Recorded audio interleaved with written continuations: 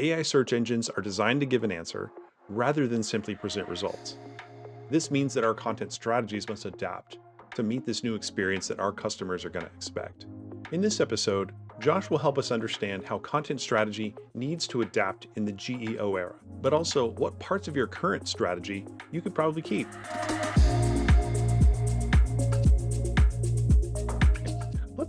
Let's talk about how content teams might need to shift gears. So instead of just managing editorial content, they might need to cultivate or repurpose content around common user questions. And since these new AI search models all seem a little bit different, Josh, what do viewers need to know about the differences between this current crop of AI search engines?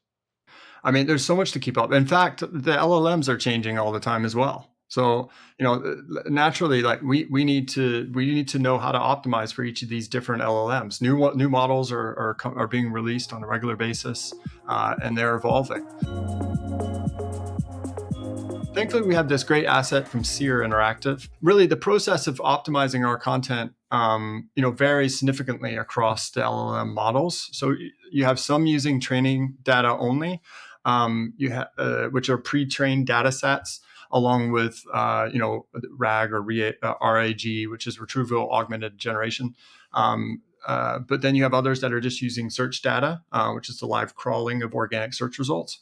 And you have others that use a hybrid approach, combining the two data sources of a user's query or prompt. So this knowledge alone is critical to the optimization tactics that we would use to effectively be visible in each of these LLMs. Right. Man, these hallucinations from these LLMs have created this situation where we can't quite trust the outputs of these tools or of search results. Users really seem to at least for me, I really appreciate it when a tool surfaces those references, those bibliographies of its answers, so you kind of know where it's coming from.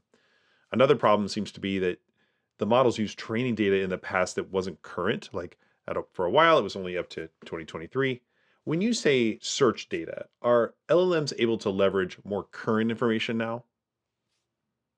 This is exactly why you see the shift to the hybrid model. There is a way around that. If the LLM model is using training data only, that pre-trained data set will be up to a certain point, is what you're talking about. You might ask who the monarch is of the United Kingdom, and you'll get Queen Elizabeth still, because the data is not up to date. Now, retrieval augmented generation, as the RAG models are now being incorporated mostly into these training data sets, which allows them to get more up to date information.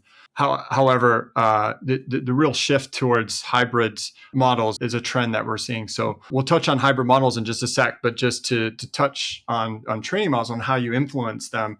Really, brand mentions is the leading tactic to improve visibility in these. Traditional PR or user-generated content are the best routes to influence this. And there's a growing confidence that they use mention and word pairing signals in their training data that can be influenced by these tactics, content amplification. That's really interesting because, PR is not a new discipline, right? Yeah. That's been around for a good, the 20th century, the century of advertising. PR has been a discipline, a role that's been around for a while, and it sounds like it's newly relevant in this particular paradigm that we're entering. Absolutely. I mean, it's always been, valuable for SEO, particularly to have, coordination between SEO and PR. And there's even a subset called digital PR, which is focused on really link building through traditional PR methods. Really almost a form of inbound marketing. There's a renewed emphasis on PR that we're seeing with GEO. That's marketers need to be paying attention to. Talking about the search models, they tend to use search data only. So traditional SEO tactics are very effective here. And search data models, they cite their sources, which is and they appear to be here to stay, which is fantastic. So, and these are critical to earning traffic from these results, even if the click through rate from these LLMs is wicked low. With ChatGPT, it's important to note that OpenAI uses Bing search results. So this has put a renewed importance on tracking our performance through Bing. But with hybrid models, they use both training data and search data, and this is where the industry is headed. And so essentially, we need to utilize a combination of the tactics we talked about. So for example, with ChatGPT Search, which is now in full release, they will look to their pre-trained model for most queries, but will look to the web, to web search, traditional web search, for what we call flip queries. So these are fresh, local, in-depth, or personalized queries, basically where they can't get an accurate answer from their training data set. So this helps eliminate, Queen Elizabeth still being the monarch, for instance. Okay, let's recap.